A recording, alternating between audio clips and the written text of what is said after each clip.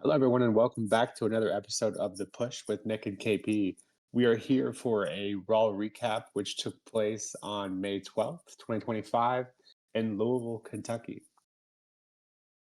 CM Punk kicks off the show, who I it's crazy. I guess it hasn't been that long, but it feels like it is a long period of time where they note that CM Punk has not made a promo since WrestleMania 41.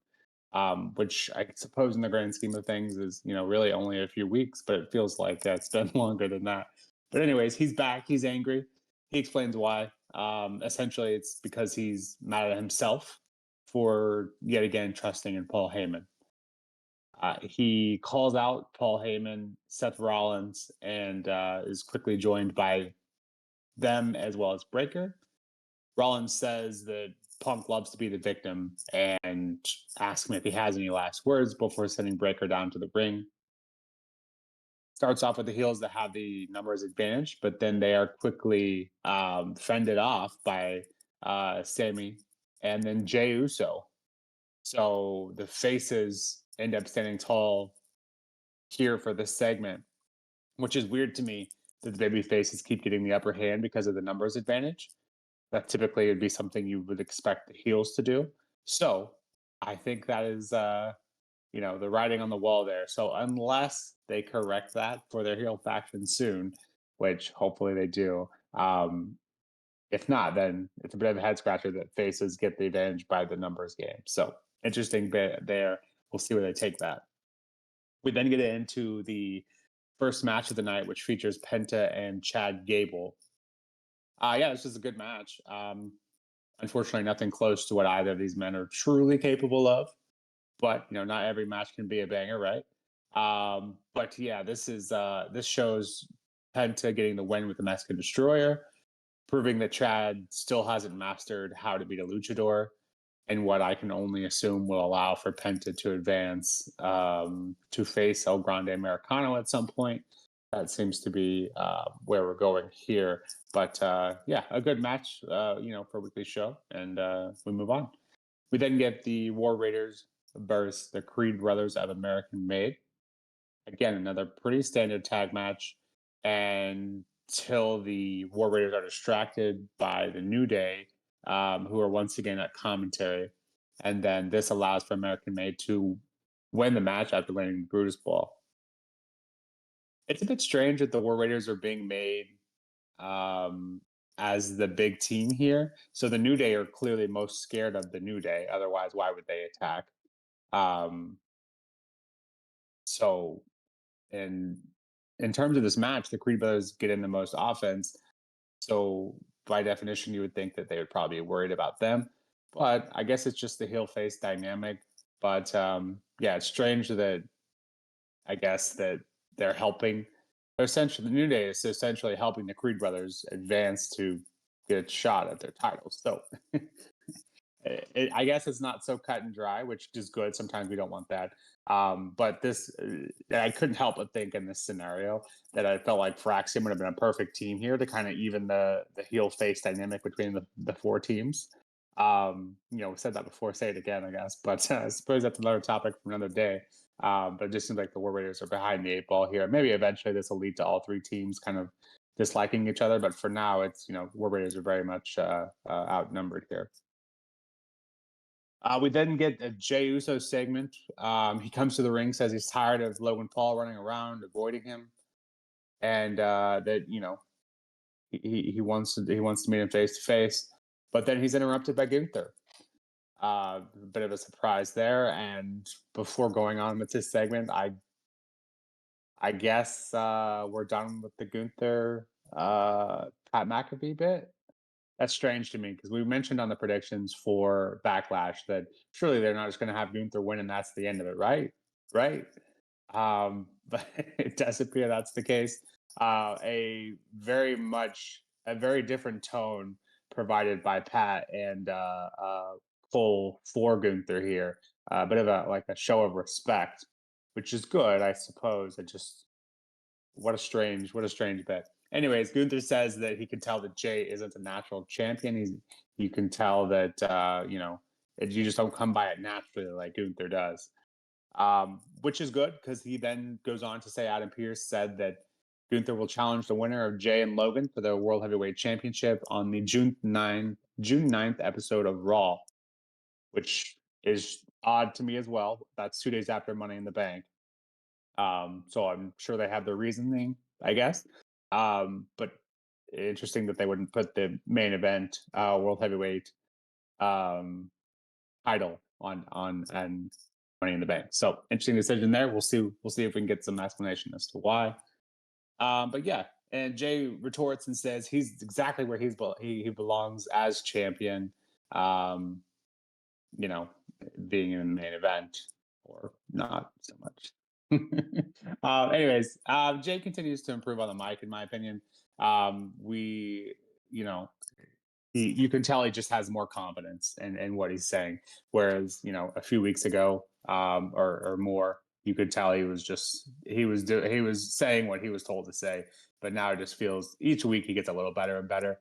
And then him fending off all of these heels, I think helps, make sure that the crowd stays behind him as much as possible. And so I think this serves to do just that. I think Gunther chasing will be a lot more entertaining. I just hope that we haven't done too much damage to his character, so we'll continue to see where that goes. Shortly after this promo, backstage, we see Braun Breaker take out Jay, and we saw in a quick bit earlier, Ludwig Kaiser was being interviewed, and they didn't really get to the interview because we see some commotion off to the side.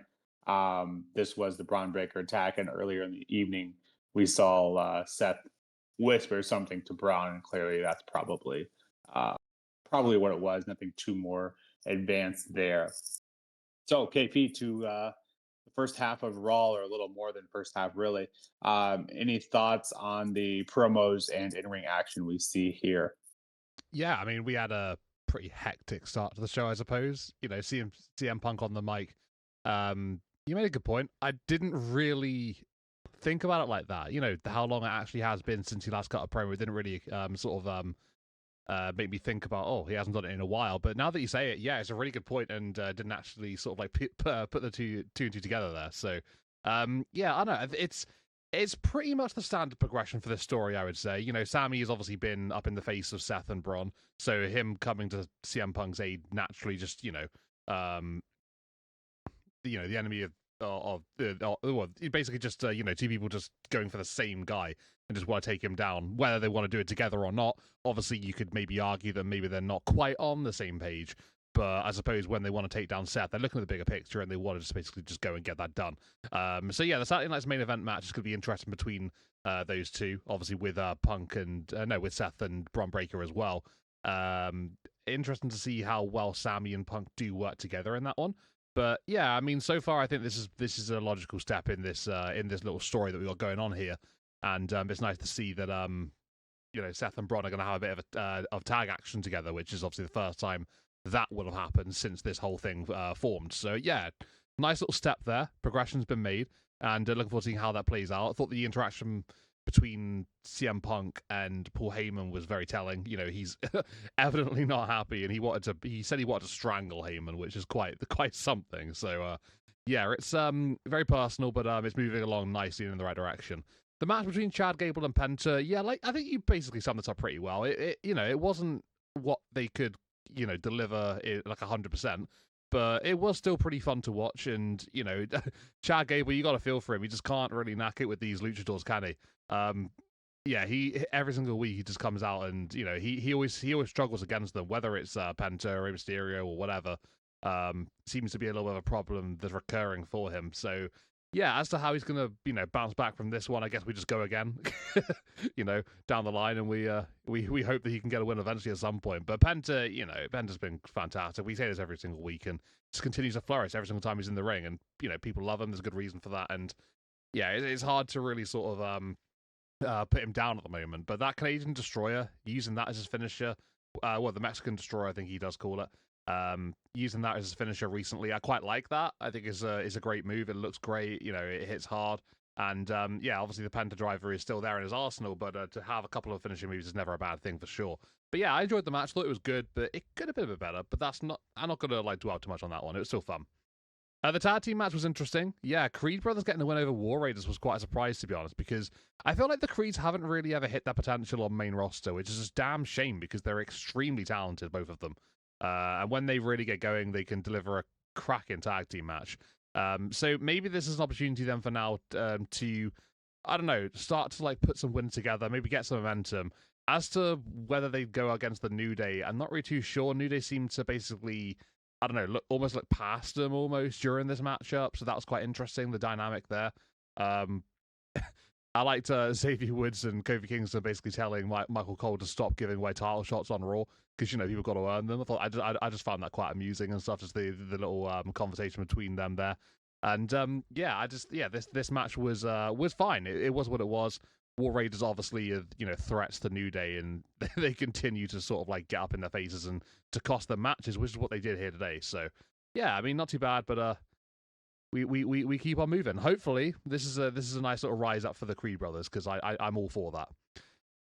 The promo between Jay and Gunter. This is interesting because, like you said, 2 days after Money in the Bank, that their match is going to take place if Jey Uso defeats Logan Paul at Saturday's main event. So obviously, that's a conversation for another day. Yeah, I think it almost strikes me as if they're basically just looking past Logan Paul because Logan wasn't involved here. He wasn't on the show at all. So that to me is quite telling. I think it's a bit weird they sort of made the segment and did it at the timing wise. It's just odd. They could have done this maybe after the Saturday's main event match. Maybe it would have made a bit more sense. Logan wouldn't have been a potential barrier for this match to take place again. So yeah, I'm intrigued as to why they chose to do this here and now. But I guess nonetheless, that's the direction we've gone in. That's the time we've got. So I guess we'll see how things go. But yeah, quite interesting for sure. The Gunter's back in, like you said, Pat McAfee situation literally is just one and done by the looks of it, and we're over that now. A little bit of respect shown towards each other at the end of the match. Literally, Pat was giving Gunter his merits on commentary throughout the night, saying like he is a bad man, but he's got my respect. And apparently, I've got he's got Gunter's respect as well. So yeah, I guess we just move past that. We go back onto this and we see how this one goes down. But 2 days after Money in the Bank, that's quite interesting, the timing there, isn't it? Somebody's going to be walking around with a briefcase at that point. But I guess we can talk about that another day as well. Yeah, interesting start to the show. And yeah, just raising a few questions here and there. A couple bits on commentary too. First of all, I think kind of said it last week, and New Day is incredible on commentary. If they ever, and that includes Big E as well. If especially Xavier just shines. If they ever want to retire early, they certainly have a spot, at least in my eyes, at the commentary desk. And then yeah, once again, you make a good point about the point in having the Jay Gunther promo now ahead of the main event. I was so focused on the fact that they announced the match for 2 days after Money in the Bank that I didn't even think about that. But that's a good point. Yeah, interesting timing all around, and Pat giving respect to Gunther. I suppose if that is if that is the actual end of it, I suppose the end goal here was achieved, and that Gunther is now viewed. I guess he's more respected from Pat for whatever that's worth. I would say he's lost some merits in terms of his character. But yeah, again, I got another conversation for another day. Yeah, we move on with Monday Night Raw. We then get a match between Finn Balor and AJ Styles, two of the best to do it, head to head on weekly television. So yeah, these two have a great match. You expect that though. So with the two guys in the ring, you expect that. This was a great match until yeah, you guessed it. The Judgment Day rears its ugly head. Yeah, more of the same, really. While AJ is trying to fend them off, um, the entirety of the Judgment Day. I say the entirety. JD McDonough and Carlito. Penta is then sitting at ringside to kind of help nullify the odds. But more so, the takeaway, at least for me here, is and AJ gets to win with the phenomenal forearm. But it's noted that Dom, and especially by commentary, both Cole and McAfee ask the Judgment Day, "Where is Dom?" and they don't really get an answer. So not at ringside for Finn's match. Who, if you recall, Finn is doing this for him. It was attempting to take care of AJ Styles for him. So yeah, more progress in that story, I guess. Just very, very, very slow burn, slowest burn you'll ever see. So we move on from that, and we'll see what comes from it. We then get a Becky Lynch promo who is upset about the result of Saturday, but of course blames it on everyone else but herself in classic heel fashion. She says she's not really the loser because she's not the one that's at the hospital. So we'll see what comes of that. She also said that she left last time because she could tell she was no longer needed and or wanted or supported or appreciated by the fans. She was no longer a favorite and all that heel jazz. Further, she said, if I'm not winning, then what's the point? But now she's saying she's back, and whatever you say that I am, then I am. um, bit of a quotable promo there, but I think essentially it got the point across, and that she put out a warning for the rest of the locker room, saying that she'll no longer be brought down by anyone else. She's here to be the best, and that's exactly what she'll be. She also made a note that Lyra's never been more over than she is now, and that bit is true. I will say that. But unfortunately, I feel like this whole promo kind of just falls in line with what she's being called on online. If you know, you know, I guess. But yeah, definitely giving off those kind of spirits here. But Becky's great. I don't love her promo work, but this was fine and serviceable for what it was. We then go to the main event, which is the latest chapter of Are Those Women on the Main Roster or Not? We get Io Sky and Rhea Ripley versus Roxy and Julia. Julia and Roxy got in probably a good 75-80% at least of the offense here. So, no, they haven't been made official to be on main, but they're coming up and they're showing up, showing out. They're not getting the results they want, but they're certainly showing that they belong here, which I think, inevitably that's what you want to see. Rhea ends up getting the win with the Riptide. So nothing really to hang their head on in terms of Julia and Roxy losing here. But one thing I will say, if they are going to stay around on main, which clearly, they're not going anywhere, I think main roster could give them some more character insight, development, something. Clearly, they can both go in the ring. And I think, you and I both know that, but, the casual fan may not. You know, why not give them a little more character development? To kind of give the casual fan something more to like about them, whether it be a heel or face, what have you. Just something a little more to give them to kind of chew on. Because clearly they can go in the ring, but you want a little more than just being able to go in the ring. You want to give them some character too. So if they are going to continue to be on the main roster for these matches, or what have you, I would simply ask that they do a little more character development. Before the camera goes off, we see Rhea Ripley take one more glance at Io's title. So clearly, still hinting at that title rematch in the future. As to when, we don't yet know. But yeah, a good enough main event. KP, what are your thoughts on the matches we get here and the Becky Lynch promo, and just your overall thoughts on Raw as a whole? So yeah, start off with AJ Styles and Finn Balor. What a match. It was a lot of fun to watch, right? I think probably match of the night. I don't think it's really close to any others. But yeah, these two really put on a show. It was great to see. Obviously, we got the Judgment Day, the classic interference, as you always have. But Styles overcome it. So, it's one of those situations where we can look back and think, you know what, well, sometimes it can work out. Obviously, he had a bit of help from Penta. But it was a good match. And I definitely enjoyed seeing these guys run it back another time. Obviously, progressing towards AJ Styles versus Dominic Mysterio, by the sounds of it, that looks like that's the direction we're headed in anyway. But yeah, as to this whole Finn Balor Dom situation, I couldn't really tell you when they're going to start to ignite it a little bit more. Because, like you said, it's very slow burning, very, very much so. So, yeah, I think WWE at the moment, when they've got like the stories of people turning on each other, and you can sort of tell it's going to happen, but you're sort of waiting, and you're waiting, and you're waiting, and you're waiting. And I feel like that situation does happen, sometimes more than we would want it to. I mean, you take Austin Theory and Grayson Waller, for example. Like that, I swear it's been brewing for over a year now. At what point do we say it's no longer brewing and it's just stagnant and they've stopped? Like, I don't think that's the direction they'll go with this, but like it does seem like we're taking some baby steps. I don't know, maybe if they're just buying time to wait for Liv to come back, and then obviously we can go from there. But yeah, I guess maybe for now it's just keep on waiting and see what happens. But yeah, I enjoyed the match. Styles getting the win is interesting. Obviously going toward Dom now. I'm keen for that. That sounds great to me. Becky Lynch's promo.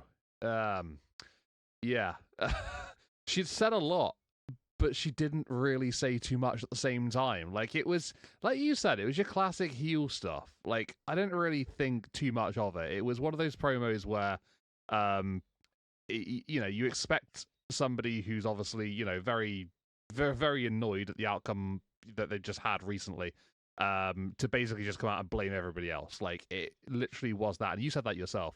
But, like, I felt like the way she reflected on her time away and like being back now, and she no longer cares what people think and all this lot.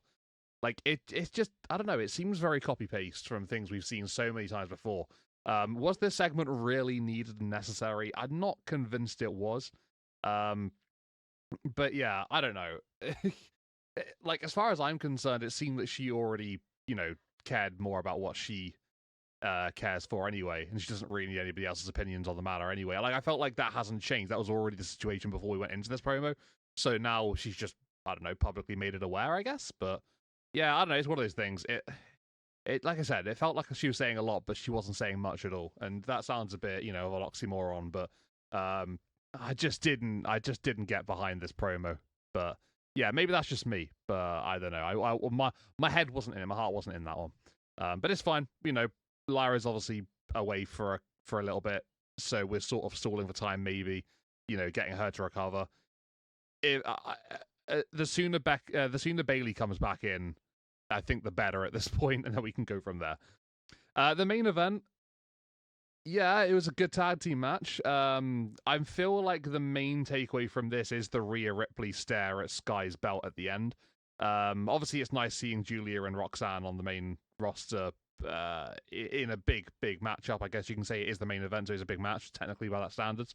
And like you said, they had a very good showing. They got a lot in, and yeah, they looked pretty dominant for a large part of it.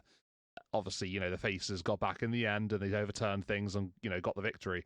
But yeah, it was fine. It was okay. It was a good match. Like, I'm not gonna like sing the praises too much, but it was good. It was all right, and it showcases these four women. Rhea going away for the week. Doing some promotional work for the Australian events coming up later in the year. So obviously that's great for her personally. But yeah, I think the main take is that we're going to be getting Rhea and Io at some point soon. Whether that's Saturday night's main event, whether it's going to be Money in the Bank, whether it's sometime in between, I don't know. But yeah, it looks like that's the direction we're going to be headed very, very soon. So I'm keen for that match. I can't wait for that one. I think it's going to be fantastic. Their match they had just after the Elimination Chamber was great. So we can see how that one's going to play out when it does take place. But yeah, this main event, although it was a good match, I didn't really get main event vibes from it. And I think that Raw on a whole, this was a pretty poor episode. There were some ups for sure. Like, I think nice story progressions in some parts, but I just felt like it was very, I don't know, very flat, and it didn't really mean too much for a large part of it. It felt like we were sort of like moving along at a very, very, very slow pace, and we're just sort of like buying time for something to happen, whether that's Saturday's main event, whether it's getting closer to Money in the Bank. Obviously, there are going to be qualifiers next week, so things will pick up a little bit more, which would be great, which I think is definitely needed right now. But this felt like a very filler episode, just to sort of like get a couple of feet forward, but not too much. That's my main take from it. I gave it a 5.5 out of 10. Yeah, it was probably one of the worst Raws I've seen in a while, which is a damn shame because I felt like they got into a bit of a rhythm and then they just taken a bit of a hit like this. Sorry, it's not a glowing review, but I got to be honest and got to say my thoughts. But do you have a bit more of a positive spin to put on this, Nick? And maybe you enjoyed it a lot more than I did? Yeah, I mean, and to your point, like, we want to be honest because if we're sitting here, blowing smoke, I think that's pretty obvious when someone is doing that. So you can't watch that show and walk away with it saying, hey, they did a ton for story development. They did a ton. They had a bunch of great matches. It's unfortunate this wasn't true, and you kind of mentioned it. This was kind of just the definition of a filler episode. Yeah, yes, we got some story progressions, but were they huge advancements? No. Um, I'd say, biggest takeaway was that we got that match that we thought we were getting at Backlash, the tag match between Punk, and I think a lot of people thought that was originally going to be Roman, but Zayn, and then against Braun Breaker and Seth Rollins. So, with that being a main event, and then Money in the Bank being um 2 weeks after that, it's a bit of an awkward period, I think, here. But as you kind of mentioned, Money in the Bank qualifiers start next week. Probably definitely my favorite of the non Big Four. So looking forward to that. But yeah, unfortunately, um, this did definitely come across as filler. And as you mentioned about the main event, didn't feel like a main event. Just especially since we've been getting those tag matches over the last month. Which again, matches are good, but didn't bring anything new to prove that it should be the main event. So I think just by default, you know, because of what else the other matches we got, it just didn't quite hit home for me either. But yeah, I gave this one a 6 out of 10, so pretty close to what you did. I can't point to anything and say that, this is why it got a low rating. It's just overall as a whole, nothing was great. Nothing made you excited to walk away from it and what could be next. So yeah, it just kind of is what it is. But somehow that's how it is. Not every episode can be great. So unfortunately, pulling away from Backlash, wasn't looking forward to a bit of a palate cleanser, and I feel like this did do that at least. Just didn't rewrite the books or anything, if you will. So with that, we quickly move on. We have NXT tonight, so we'll be back for a review on that tomorrow. And then we have SmackDown, and then we're a week out from main event and 3 weeks out from Money in the Bank. So plenty to look forward to in the next couple of weeks. So few weeks. So looking forward to that. And with that, this has been another episode of The Push with Nick and KP. And until next time, we'll see you then.